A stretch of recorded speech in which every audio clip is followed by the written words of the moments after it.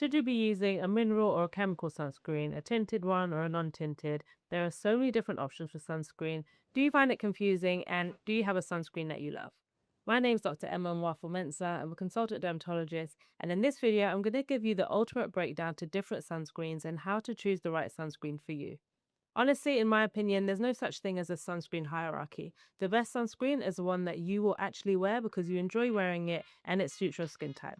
So I'm going to talk through lots of different types, the pros and cons of each, and hopefully by the end of the video, you'll feel confident in selecting the right sunscreen for you.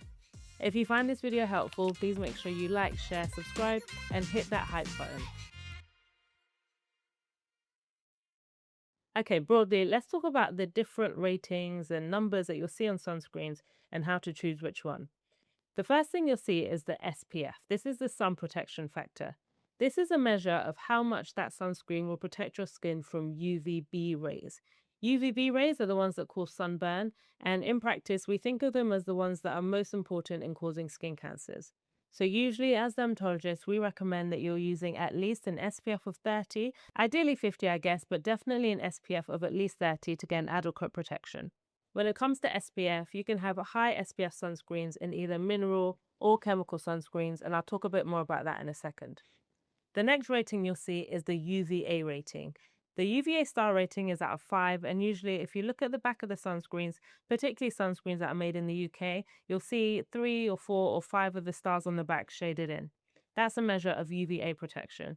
In other sunscreens, for example, the Korean sunscreens, they often like to use PA+++ or ++++ to measure the amount of UVA protection you get. UVA rays are a significant contributor to skin aging, and also UVA rays are the ones that pass through windows, so that's super important if you're someone that drives a lot or you sit in an office next to a window, etc. And then this doesn't necessarily have a rating per se, but tinted sunscreens are effective at blocking visible light, which is important for pigmentation. Now, let's talk about mineral versus chemical sunscreens. As you can see on my table, I have a lot more chemical sunscreens than mineral sunscreens. There's a lot of misconception around sunscreens and what mineral versus chemical sunscreens do. People used to think that mineral sunscreens reflect light, whereas chemical sunscreens absorb light. And then for some reason, people extrapolated that to mean that mineral sunscreens are safer than chemical sunscreen. We now know that this is not true. All sunscreens absorb light. Mineral sunscreens may reflect slightly a bit more than chemical sunscreens, but the predominant way that sunscreens protect your skin is by absorbing the light. Mineral sunscreens contain filters such as zinc oxide, titanium dioxide, whereas chemical sunscreens use things like avobenzene and octisalate. At present, there is no conclusive scientific data to suggest that chemical sunscreens are dangerous or that mineral sunscreens are safer. I'll say that again. To date, there is no conclusive scientific data to show that mineral sunscreens are safer than chemical sunscreens. Everyone seems to think that. I see it being pushed so much online. I see people being demonized for using chemical sunscreens, but there's no evidence to support that case. And the reason it's important that we don't tell people that they shouldn't be using chemical sunscreens is because mineral sunscreens often don't suit a lot of skin tones. The mineral sunscreens, like I mentioned, they use filters like titanium dioxide, zinc oxide. These are white. And when you put these mineral sunscreens on darker skin types, someone of my skin tone, they often leave a white cast. Therefore, telling someone of a darker skin tone that they can only use a mineral sunscreen means that they may just not use any sunscreen at all because they're really not cosmetically appealing. The chemical sunscreens tend to be a lot more elegant. Many of them are completely invisible on all skin tones, so many people with darker skin tones will find that a chemical sunscreen suits them much better. Saying that, if you have very sensitive skin, you might find that a mineral sunscreen suits your skin better. So to be honest, that's the main reason why people should be choosing a mineral sunscreen over a chemical one, mainly if they just can't tolerate chemical sunscreens. On this side of the table, I have tinted mineral sunscreens. These are where companies have put some tint in the sunscreen, first of all because that tint also helps to block visible light, which is really important for managing hyperpigmentation. And second of all, because the tint makes it more palatable for darker skin tones. Now, I've literally tried so many different tinted mineral sunscreens for darker skin types. Things that look like from the box are going to be really promising. For example, these Beauty of Joe Son ones, you've got so many different shades of brown. But honestly, out of the 6 Beauty of Joe Son tinted mineral sunscreens that I was sent, none of them had a skin tone that really actually looked good on my skin. Now, hyperpigmentation is a problem for me, so where I can, I do actually try to use a tinted mineral sunscreen because, like I keep mentioning, these are going to help to block visible light, and visible light is really important in causing hyperpigmentation. So, ideally, anyone who's trying to treat hyperpigmentation should be using a tinted sunscreen to block that visible light and therefore allow the hyperpigmentation to fade. So, what I do is I wear a tinted mineral sunscreen and it does leave a bit of ashiness on my skin, but then I just put a bit of skin tint, makeup, concealer on top, a bit of blusher, and just blend it all in. Of the tinted mineral sunscreens that I've tried, the ones that seem to blend best with my skin is this one by One Skin. Like many people with a darker skin type, I have different tones of brown on my face. My cheeks are much lighter than my forehead and the center of my face. So I actually mix their deep and medium deep sunscreens together. I use the medium deep on my cheeks and the deep on my forehead and my T-zone. And then that usually looks reasonably okay. And then what I'll do is I'll put a bit of skin tint on my cheeks and a bit of blusher. This is what works for my particular skin tone. Many of you will find that one of these Beauty or Joe Son shades or one of these La Roche-Posay shades works for you, but they just didn't work for me. If you still want to use a tinted sunscreen but can't be bothered with, all the mixing of shades and then having to conceal the ashy kind of grayness, you can always use a tinted chemical sunscreens. Now, these aren't as common, but they do exist. La Roche-Posay has released one recently, which I've actually really enjoyed using. The thing about the tinted chemical sunscreens is they often don't contain as much of the iron oxide. So it's the iron oxides in the tinted sunscreens that are helpful for blocking the visible light. The tinted chemical sunscreens have some iron oxide, but probably not as much as the tinted mineral sunscreens. I think most of the data about tinted sunscreens being helpful for hyperpigmentation is talking about the tinted mineral sunscreens, I believe. So I suppose we're not really sure how much visible light protection you get from the tinted chemical sunscreens, but this is by far so much easier to blend. I put it on, it gives a little bit of coverage because of that tint, and it looks nice. I don't have to put any additional makeup or blush or anything like that on. So this is certainly an option if you want the advantage of a tint in your sunscreen, but you don't have to mess about with any ashiness or grayness. If your skin tone is a bit lighter than mine, then you could use something like this. This is the Eucerin Tinted Mineral Sunscreen, and this is a universal tint that's meant to be basically suitable for any skin type. This is not too bad. When I put it on, if I put on a small amount, I can blend it, like it will eventually blend okay, but as you can see, it is very light, and I'm going to have to spend a long time rubbing this in to make it look reasonable.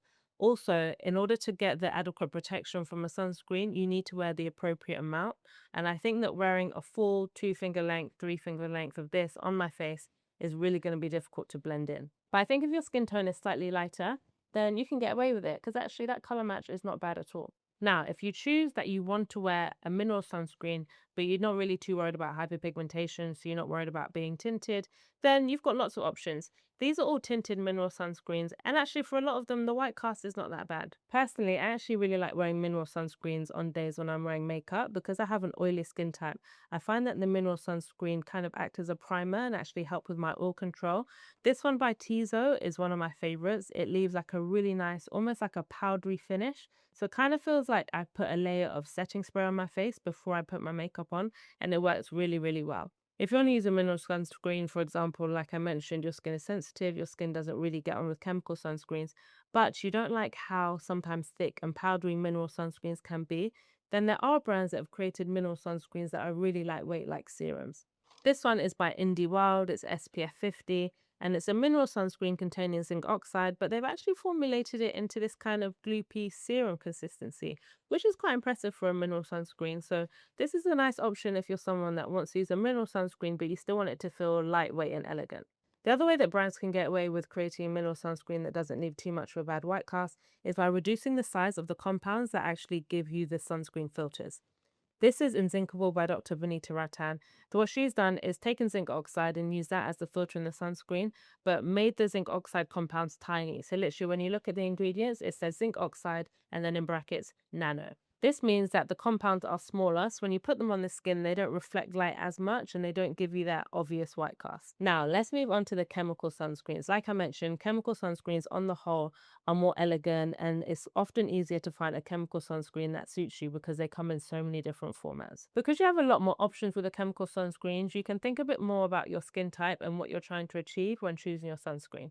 For example, if you have a very oily, maybe acne-prone skin type, And there are actually sunscreens that are specifically for oil control. This one is by Eucerin. It's great for people that have acne-prone skin or for people who are on treatment for their acne and then they're worried that they don't want to use a sunscreen that's going to clog their pores and break them out. This is a really great option and it's actually quite mattifying. So if you're someone whose skin gets oily by the middle of the day, using this sunscreen can actually reduce the risk of that happening. Similarly, the La Roche-Posay Anthelios Sun Fluid is super lightweight and isn't going to leave your skin looking too shiny or oily. Let's say, for example, you're on the other end of the spectrum. Your skin is quite dry and you really want your sunscreen to be hydrating and leave you with that kind of glowy finish. The Koreans do this very, very well. The Koreans have made some of my favorite sunscreens. Even though I'm someone with oily skin, I still love the kind of glowiness and the shine that the Korean sunscreens give you. This one by Anua. I've got a few here by Beauty of Joseon. There's also this one by Biodance. The Koreans just make such elegant, beautiful sunscreens that just feel so lightweight. They feel like moisturizers. And actually often, if you're using one of these Korean sunscreens, you may find that you don't even need to use a separate moisturizer. You can just use this as your moisturizer and sunscreen in one step.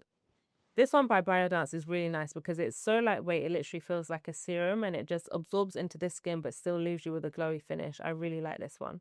It's not only the Koreans that do it well. This one by Altruist is again super nice, moisturizing and hydrating. You've also got this one by Bioma, which is a super great option. And this one by Neutrogena, their collagen backed moisturizer with SPF, can be used as a moisturizer and sunscreen all in one step. A quick word for sunscreen reapplication. We should all ideally be reapplying our sunscreen if we're out and about every 2 hours or more often if you're sweating your sunscreen off or if you've been in water. And people often find it quite difficult to reapply their sunscreen on their face in particular, for example, if they've got makeup on. These are two options that I swear by, the Beauty of Joseon Sunscreen Stick and the Garnier Over Makeup UV Mist. This is really lightweight. You can literally just spray a layer of sunscreen over your skin. It's not going to ruin your makeup as long as you're careful with it and don't overdo it. And it allows you to top up your sunscreen on the go to keep that UV protection going.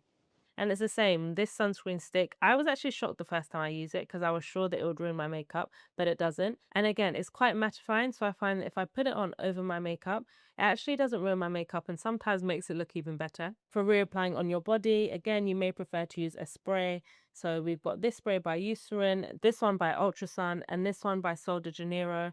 These are really, really handy if you're out and about. You can just spray it on your skin. If you are going to use a sunscreen spray, I do usually say that I don't usually recommend relying on a spray as your primary form of sunscreen. I think it's safer to use a cream, for example, like this one by La Roche-Posay. You put your layer of sunscreen on your whole body, any part of your body that's going to be exposed, of course. When you're out and about, you can use a spray to top up, but I wouldn't use a spray as my primary form of sunscreen. Given that the sprays, for example, are super helpful for putting sunscreen on children who don't want to sit still to have sunscreen put on them. This one in particular by Sol de Janeiro, it smells so good. It literally smells like perfume, so I love reapplying this on the beach. So yeah, that was your breakdown of different sunscreens and how to choose the right sunscreen for you. One of the main takeaways I want you to remember is you don't have to use a mineral sunscreen if you can't find one that suits you. The chemical sunscreens are safe and you've just got a lot more options and you're more likely to find one that's going to suit you. But if you do prefer to use a mineral sunscreen and you find one that works for you, happy days. Let me know if you have any questions in the comments. If you found this video useful, then share it with a friend and I'll see you next time.